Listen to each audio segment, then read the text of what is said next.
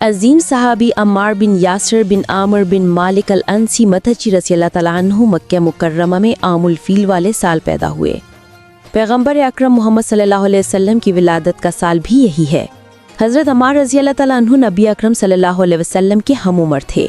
ان کے والد یاسر بن عامر یمن سے اپنے 2 بھائیوں کے ساتھ اپنے چوتھے بھائی کی تلاش میں مکہ آئے تھے۔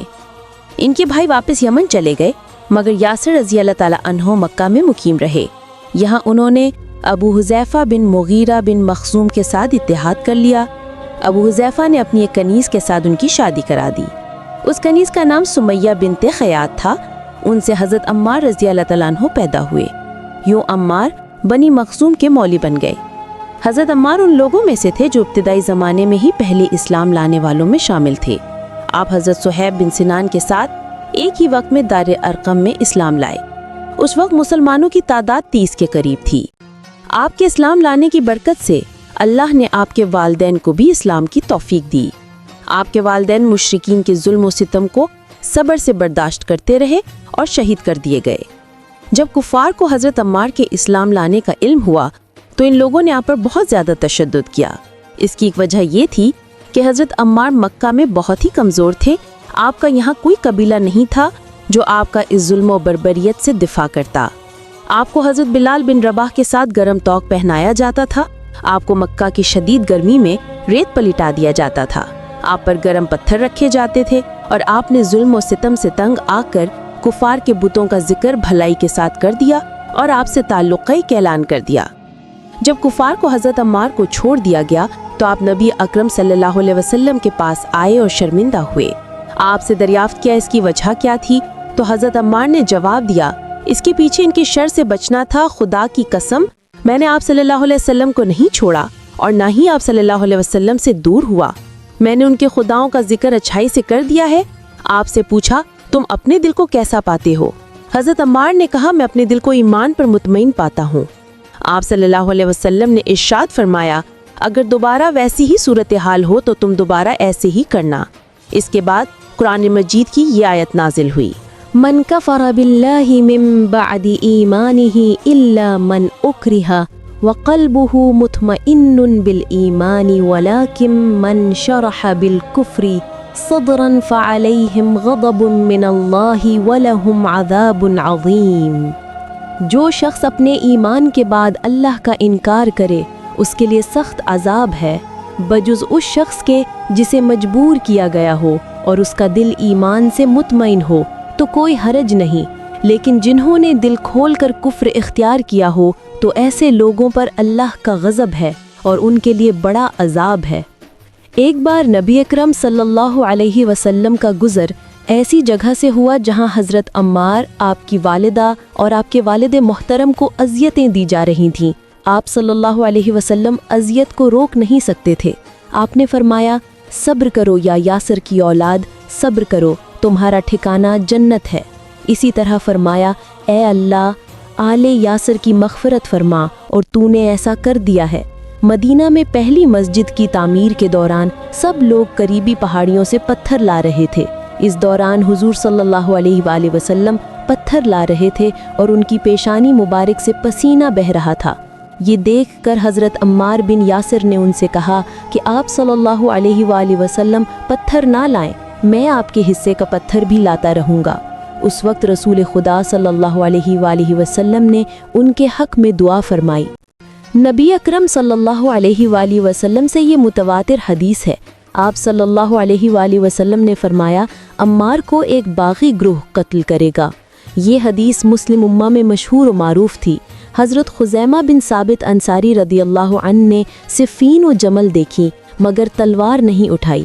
وہ دیکھتے رہے کہ اس حدیث نبوی صلی اللہ علیہ وآلہ وسلم کی روشنی میں عمار کو کون سا گروہ قتل کرتا ہے تاکہ اس سے باغی گروہ کا پتہ چل جائے۔ حضرت خزیمہ بن ثابت رضی اللہ عنہ ان لوگوں میں سے تھے جنہوں نے اپنے کانوں سے یہ حدیث سنی ہوئی تھی۔ آپ یوں ہی رہے اور پھر وہ وقت آیا کہ حضرت عمار کو معاویہ کے لشکر نے شہید کر دیا۔ اس واقعے کے بعد انہوں نے کہا تھا، میرے لیے گمراہی واضح ہو گئی۔ اس کے بعد اٹھے، اپنی تلوار اٹھائی اور حضرت علی علیہ السلام کی معیت میں معاویہ سے لڑتے ہوئے شہید ہو گئے۔ آپ کی شہادت حضرت علی علیہ السلام کے دور خلافت میں 38 ہجری میں جنگ صفین میں ہوئی، جس میں آپ حضرت علی علیہ السلام کی طرف سے لڑے اور معاویہ ابن ابی سفیان کی فوج مد مقابل تھی۔ جنگ صفین جولائی 657 عیسوی میں حضرت امیر المومنین علی بن ابی طالب علیہ السلام اور شام کے گورنر معاویہ بن ابی سفیان کے درمیان ہوئی۔ یہ جنگ دریائے فرات کے کنارے اس علاقے یعنی رقہ میں ہوئی جو اب ملک شام میں شامل ہے۔ اس جنگ میں شامی افواج کے 45,000 اور جناب امیر علیہ السلام کی افواج کے 25,000 افراد مارے گئے، جن میں سے بیشتر اصحاب رسول تھے۔ اس جنگ کی پیشن گوئی حضرت محمد صلی اللہ علیہ وآلہ وسلم نے کی تھی اور حضرت عمار بن یاسر رضی اللہ عنہ کو بتایا تھا کہ اے عمار، تجھ کو ایک باغی گروہ قتل کرے گا۔ حضرت خزیمہ بن ثابت انصاری رضی اللہ عنہ اسی جنگ میں شہید ہوئے۔ یہ دونوں اصحاب حضرت علی علیہ السلام کی فوج میں شامل تھے۔ جنگ صفین میں حضرت عمار کو ابو العلادیہ اور ابو الہوا سکسکی نے شہید کیا۔ جب عمار کی شہادت کی خبر جناب امیر علیہ السلام کو ہوئی تو آپ فوراً عمار کے لاشے پر پہنچے اور آپ کا سر اپنے زانوں پر رکھ کر غم سے لبریز اور دنیا کی بے وفائی پر مشتمل اشعار پڑھے، پھر فرمایا انا للہ و انا الیہ راجعون۔ جو شخص عمار کے قتل پر غمزدہ نہ ہو اس کا اسلام سے کوئی تعلق نہیں۔ عمار پہ بہشت ایک بار نہیں کئی بار واجب ہوئی۔ جب حضرت عمار شہید ہو گئے، آپ کی نماز جنازہ حضرت علی علیہ السلام نے پڑھی۔ آپ کو غسل و کفن نہیں دیا گیا بلکہ شہادت والے کپڑوں میں دفن کیا گیا۔ جب آپ شہید ہوئے اس وقت آپ کی عمر مبارک 83 سال تھی۔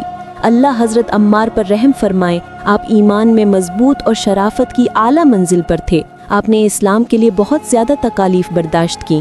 آپ اسلام کی ابتدائی دعوت سے نبی اکرم صلی اللہ علیہ وآلہ وسلم کے ساتھ تھے۔ آپ سابقین اولین اور جنگ بدر لڑنے والوں میں سے تھے۔ آپ ان لوگوں میں سے تھے جن کی جنت مشتاق ہے۔ نبی اکرم صلی اللہ علیہ وآلہ وسلم نے آپ کے بارے میں فرمایا، عمار پکے ایمان سے بھرا ہوا ہے۔ عمار کی شہادت نے حضرت علی علیہ السلام کو غضبناک کر دیا اور آپ نے معاویہ کی فوج سے فیصلہ کن جنگ کا ارادہ فرما لیا۔ رات بے حد سرد تھی۔ شامی فوجی سردی کی شدت سے اپنے منہ سے ایسی آوازیں نکالتے تھے جس طرح کتے کے حلق سے آوازیں نکلتی ہیں۔ عربی میں حریر کتے کی آواز کو کہا جاتا ہے، اس لیے اس رات کا نام لیلۃ الحریر مشہور ہوا۔ جناب امیر علیہ السلام نے اس رات ذوالفقار ہاتھ میں تھامی اور پیغمبر اکرم صلی اللہ علیہ وآلہ وسلم کے گھوڑے پہ سوار ہو کر میدان کا رخ کیا اور فوج شام پہ حملہ کر دیا۔ آپ علیہ السلام جب بھی کسی کو تلوار کی ضرب لگاتے تو نعرہ تکبیر بلند فرماتے۔ جو بھی سورما آپ کے سامنے آیا زمین بوس ہوا۔ آپ نے اس رات 500 سورما فنار کیے۔